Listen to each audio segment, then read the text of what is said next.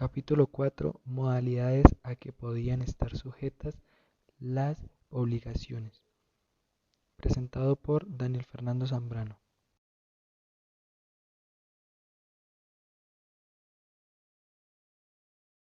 Término y condición.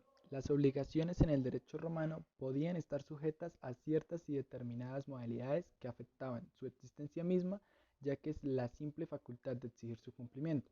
Las principales modalidades que pueden afectar a obligaciones eran el término y la condición. La obligación que no está sujeta a término o condición se llamaba pura y simple. De la obligación pura y simple. En la obligación pura y simple no existe ninguna modalidad que afecte su existencia o exigibilidad. Por consiguiente, la obligación pura y simple existe desde el momento mismo en el que se perfecciona el contrato o se consume el acto destinado a darle nacimiento.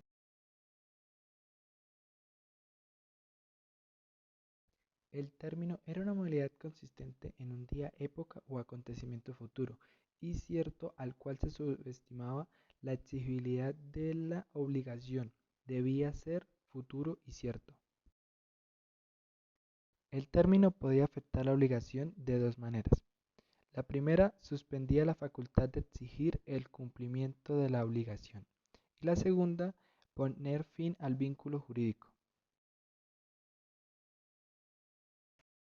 En este caso, cuando suspendía la facultad de exigir el cumplimiento de la obligación, el término era estipulado ex die, que en el derecho civil moderno se llamaba suspensivo, lo que es lo mismo al plazo señalado para el cumplimiento de la obligación. En el segundo caso se decía poner fin al vínculo jurídico. El término era estipulado ad diem, que sería extintivo en el derecho moderno, o sea, que aquel que extingue la obligación. Del término suspensivo, o también llamado con el nombre dies a quo, podía ser expreso o tácito. Expreso si se fijaba de manera expresa en el contrato y tácito si se resultaba la obligación que no podía cumplirse sino en determinada época. Había término tácito si verigracia se estipulaba la entrega de un esclavo que por ambas partes se había que estaba ausente y no debía regresar sino en un día futuro y cierto. El término suspensivo hablamos de que equivale al plazo que en nuestro derecho civil es la época futura que se señala para el cumplimiento de la obligación, y de la misma manera el plazo puede ser tácito si la obligación por su naturaleza no puede cumplirse sino en determinada época. Efectos del término suspensivo. En principio fundamental, este término no suspende la existencia misma de la obligación, sino tan solo la facultad de exigir su cumplimiento. Suspende la acción del acreedor, no la obligación misma. Se desprenden las siguientes consecuencias jurídicas. Primero, el acreedor no puede demandar antes de la llegada del término suspensivo el cumplimiento de la obligación. Segundo, regla general. El término suspensivo se fija en beneficio del deudor. Este puede renunciar al beneficio cumpliendo la obligación antes del vencimiento del término. Si por error el deudor pagaba antes de la llegada del término suspensivo, no podrá pedir la devolución de lo pagado por medio de la condition indebeti, acción de pago de lo no debido. Cuarto, el acreedor no puede demandar judicialmente el cumplimiento de la obligación a término suspensivo, sino después de transcurrir el último día de término, es decir, antes de tiempo no se puede. Término extintivo, también llamado dies ad quin, destinado a finalizar la existencia de la obligación una vez que el término se cumpliera. De la condición. Se entendía por condición un acontecimiento futuro e incierto al cual se subordinaba el nacimiento de una obligación o se destinaba a finalizar su actual existencia. Debía ser cierto y fijo. Elemento esencial era la incertidumbre. La incertidumbre. La incertidumbre era elemento esencial. Si se estipulaba lo que todos de modos iba a suceder, se consideraba que se hacía pura y simplemente. La condición podía obrar de dos maneras sobre la existencia de la obligación sujeta. La primera era suspender el nacimiento de la obligación y la segunda poner fin a la actual existencia de la misma.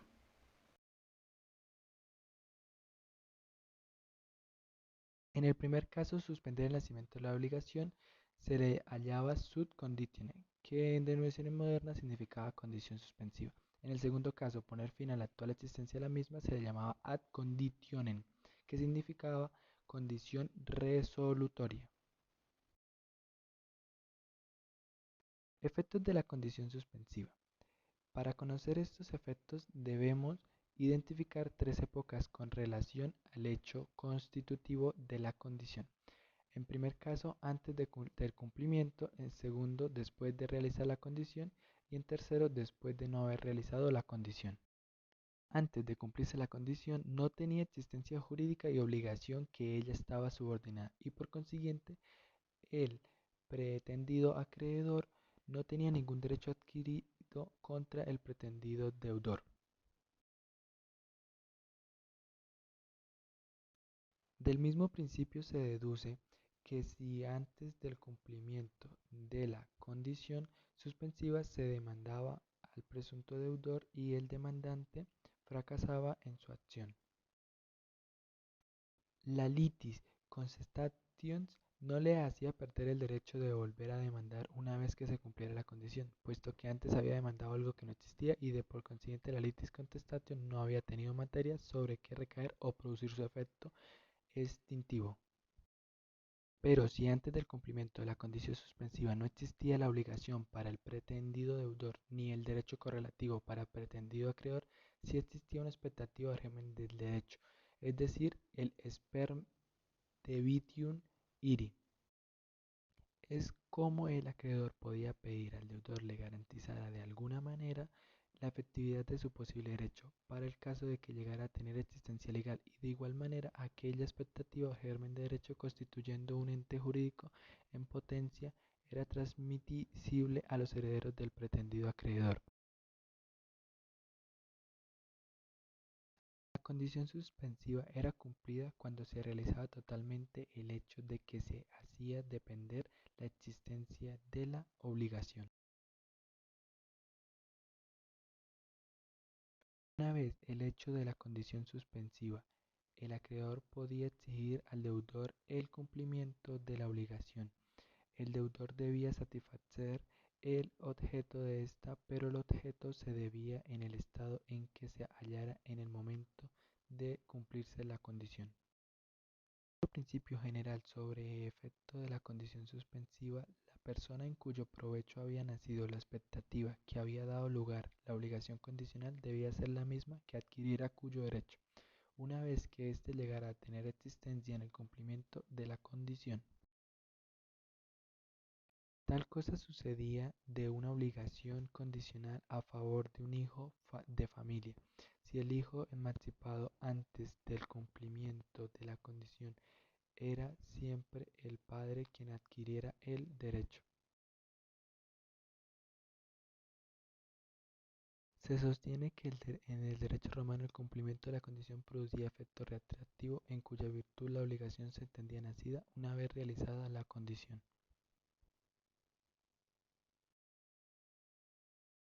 Cuando la condición suspensiva llegaba a fallar, la obligación cuya existencia dependía de aquello no podía tener nacimiento. Se entiende fallar la condición suspensiva cuando el hecho no podía suceder sino en determinado tiempo, y había transcurrido este sin que se realizara. 9. Condición resolutoria. La condición resolutoria estaba destinada a finalizar la existencia de la obligación. Se puede distinguir tres casos para fijar los efectos. Primero, antes de cumplirse la condición. La obligación tenía existencia legal y producía todos sus efectos. La condición resolutoria no impedía el cumplimiento de la obligación, mientras el hecho no se realizara. Segundo, una vez cumplida la obligación a ella sujeta, desaparecía.